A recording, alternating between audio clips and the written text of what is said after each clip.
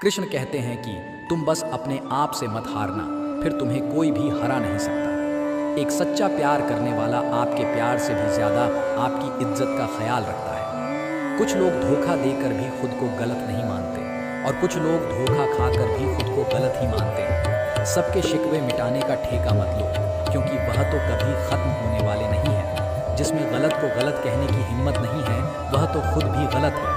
निराशा में ही आशा की किरण है, कृष्ण मेरे साथ है, इस बात का हर पल मुझे स्मरण है। क्या पाया क्या गवाया, सुख समृद्धि और संतुष्टि पाया जो कृष्ण के दर पर आया।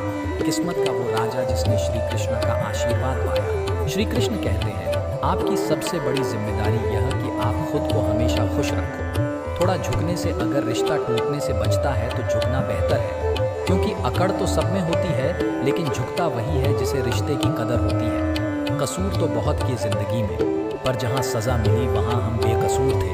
आजकल धोखा भी लोग बड़े धोखे से देते हैं, इधर प्यार जताते हैं और दिल कहीं और लगाते हैं। अगर आप वक्त की कदर करना सीख गए तो समझ लेना आपने अपने जीवन की आधी मुश्किलों को समाप्त कर लिया। हार से मत घबराओ, क्योंकि जो सब कुछ हार जाता है उसके पास जीतने के अलावा कुछ बचता ही नहीं। जो प्रयास करना नहीं जानते उन्हें हर समस्या बड़ी लगती है। वही भक्त कृष्ण को जान सकेगा जो पहले खुद को पहचान सकेगा। चल रहा हूँ धूप में कृष्णा, तेरा ही सहारा है, शरण में तेरी सच्ची, बाकी तो मोह माया है। एक समय की बात है, एक राज्य में एक प्रतापी राजा राज करता था। एक दिन उसके दरबार में एक विदेशी आगंतुक आया। उसने राजा को एक सुंदर पत्थर उपहार स्वरूप प्रदान किया। राजा वह पत्थर देखकर प्रसन्न हुआ।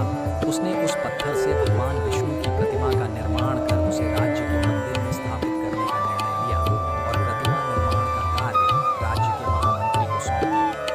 महामंत्री गांव के सर्वश्रेष्ठ मूर्तिकार के पास गया और पत्थर देते हुए बोला, महाराज, मंदिर में भगवान विष्णु की प्रतिमा स्थापित करना चाहते हैं। 7 दिवस के भीतर इस पत्थर से भगवान विष्णु की प्रतिमा तैयार कर राजमहल पहुंचा देना। इसके लिए तुम्हें 50 स्वर्ण मुद्राएं दी जाएंगी। ये 50 स्वर्ण मुद्राओं की बात सुनकर मूर्तिकार खुश हो गया और महामंत्री के जाने के उपरांत प्रतिमा का निर्माण कार्य प्रारंभ करने के उद्देश्य से अपने औजार निकाल लिए। अपने औजारों से उसने एक हथौड़ा लिया और पत्थर तोड़ने के लिए उस पर हथौड़े से वार करने लगा, किंतु पत्थर जज का तस रहा। मूर्तिकार ने हथौड़े के कई वार पत्थर पर किए, किंतु पत्थर नहीं टूटा। 50 बार प्रयास करने के उपरांत मूर्तिकार ने अंतिम बार प्रयास करने के उद्देश्य से हथौड़ा उठाया, किंतु यह सोचकर हथौड़े पर प्रहार करने के पूर्व ही उसने अपने हाथ खींच लिया कि जब 50 बार वार करने से पत्थर नहीं टूटा तो अब क्या टूटेगा।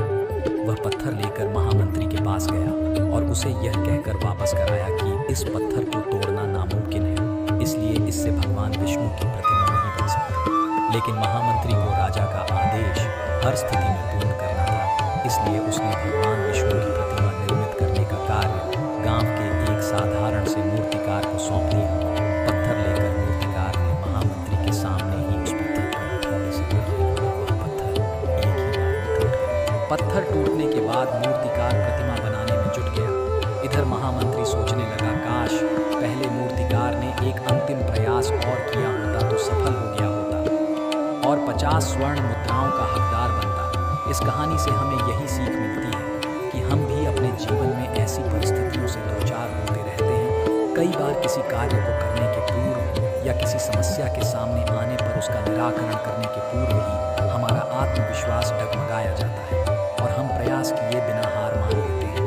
कई बार हमें 1-2 प्रयास में असफलता मिलने पर आगे प्रयास करना छोड़ देते हैं, जबकि हो सकता है कुछ प्रयास और करने पर कार्य पूर्ण हो जाता है या समस्या का समाधान हो जाता है।